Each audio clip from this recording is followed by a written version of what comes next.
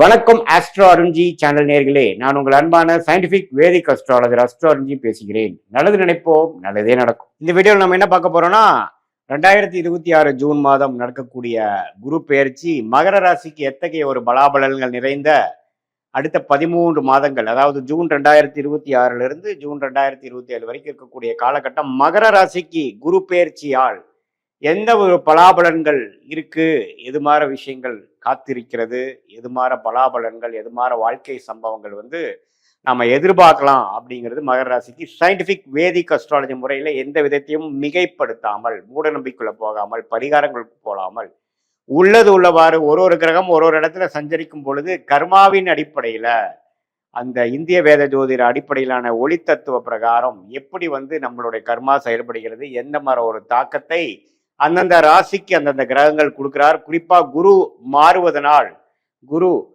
கடகத்தில் இருக்கக்கூடிய குரு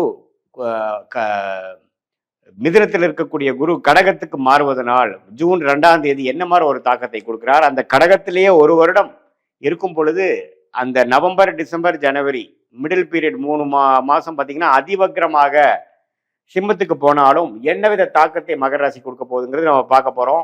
இப்ப பாருங்க, குரு மிதுனத்திலிருந்து கடகத்துக்கு மாறுவது ஒரு அருமையான விஷயம். ராசியை குரு பார்க்கிறார். இதுவரை ராசியை குரு பார்க்காமல் 12ஆம் இடத்தை பார்த்து, 2ஆம் இடத்தை பார்த்து, 10ஆம் இடத்தை பார்த்து பல விரயங்கள், சுப விரயங்கள் சில பேர்த்துக்கு, அசுப விரயங்கள் நிறைய பேர்த்துக்கு போய்கொண்டிருந்தது மகர ராசிக்காரர்களுக்கு. ஏன்னா 12ஆம் இடம் என்று சொல்லப்படுகிற தன்னோட வீடை தன் குரு பார்த்து கடன், நோய், வம்பு வழக்கல், விரயங்கள், கையில் இருக்கிற காசு செலவு வேணால் பயங்கரமாக ஆகுதுங்கிறது நம்ம செலவு பண்ணுற டெண்டன்சியில் அதிகமாக போய்கொண்டிருந்த மகர ராசிக்காரர்களுக்கு முதல் இம்ப்ரூவ்மெண்ட் என்ன நடக்குதுன்னா, முதல் செலவு கம்மியாகும்.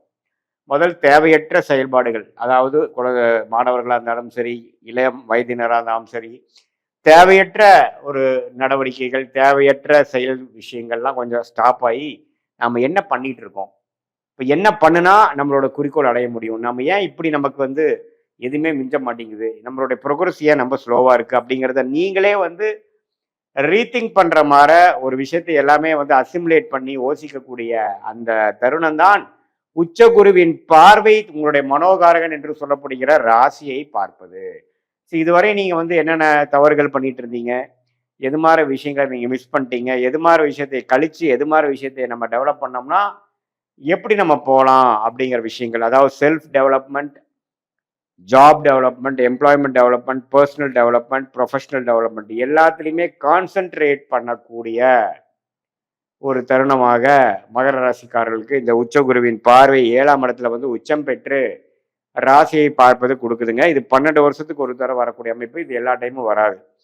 இதே மாதிரி கல்யாணம் ஆகாமல் இருக்கிறவங்களுக்கு கொஞ்சம் டக்குன்னு கல்யாணம் நடக்கிறது, நண்பர்களிடையே நல்ல ஒரு ஒருங்கிணைப்பு, நல்ல ஒரு சோஷியல் லைஃப் இம்ப்ரூவ் ஆகிற மாதிரி, நெட்வொர்க்ஸ் இன்க்ரீஸ் ஆகிற மாதிரி, நம்ம ஸ்டேட்டஸ் உலகத்தில் டெவலப் ஆகிற மாதிரி, அதே மாதிரி பார்ட்னர்ஷிப்பு, புது நட்பு, புது அசோசியேஷன், புது கிளையண்ட்ஸ் அப்படிங்கிற விஷயத்தில் நல்ல ஒரு அபிவிருத்தி, நல்ல ஒரு டெவலப்மெண்ட், நல்ல ஒரு பிரகாசமான ஒரு முன்னேற்றம் 7ஆம் இடத்துல குரு உச்சம் பெற்று 7ஆம் வீட்டை அதிக திருட்பலம் கொடுப்பதனால நம்மளுடைய சொசைட்டி இருக்கக்கூடிய ஸ்டாண்டிங், நம்மளுடைய சோஷியல் லைஃப் எல்லாமே ஓரளவுக்கு நல்லா வரும்.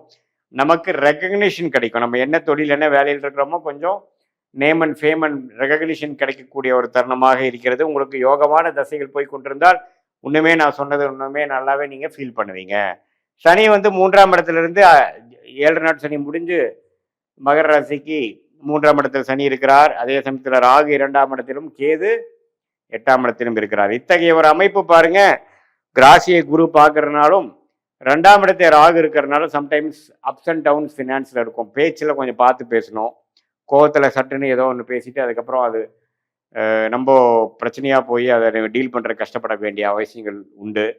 அதே சமயத்தில் நம்மளுடைய வருமானம், குடும்ப விஷயத்துலேயும் கொஞ்சம் கேர்ஃபுல்லாக இருக்கணும். ஏன்னா 7ஆம் இடத்துல 2ஆம் இடத்துல இருக்கக்கூடிய ராகு, 8ஆம் இடத்துல இருக்கிற கேது எந்த ஒரு சுப பார்வை இல்லாமல் இப்படி இருக்கும் பொழுது என்னதான் நமக்கு மனசில் உற்சாகம் அடைஞ்சு நம்ம கொஞ்சம் ஒழுக்கமாகி பழைய விஷயங்களை கழித்து புதிய ஒரு விஷயத்துக்குள்ள நம்ம போனாலும் ஃபினான்ஸ் இம்ப்ரூவ் ஆகிறதுக்கு இந்த செப்டம்பர் மாதம் ஆகும். ஏன்னா செப்டம்பருக்கு அப்புறம் தான் ராகு பயிற்சி ஆகி ராகு 2ஆம் இடத்துலேருந்து விலகிறார்.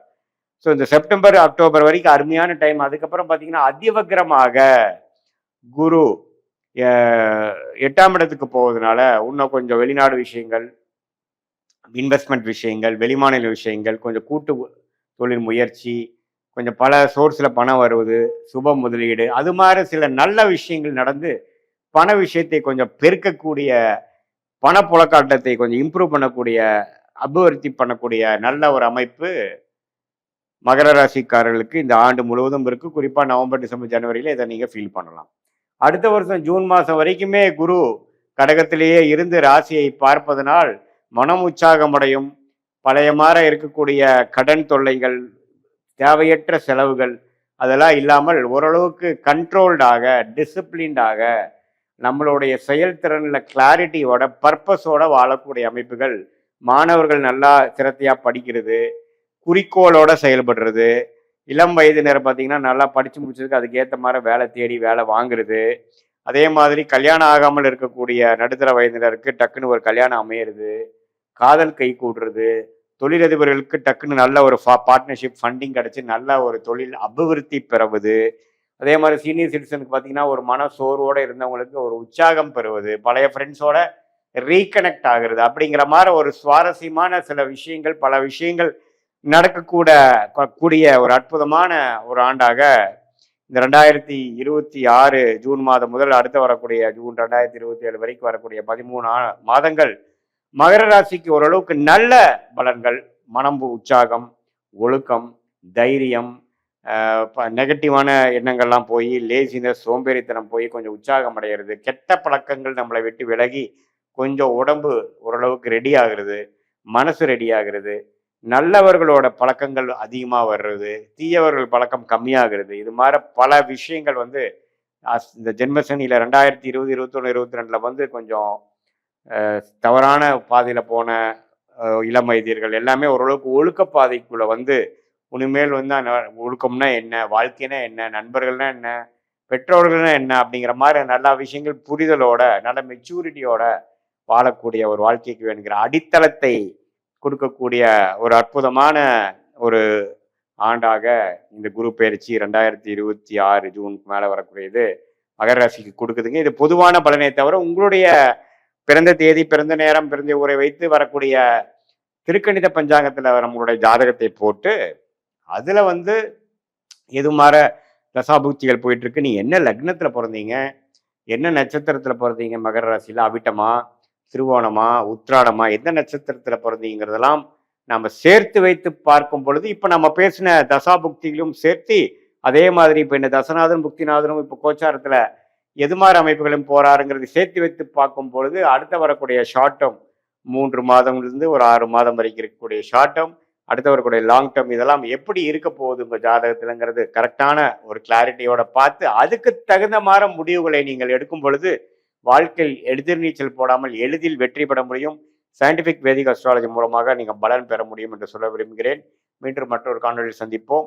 நன்றி, வணக்கம்.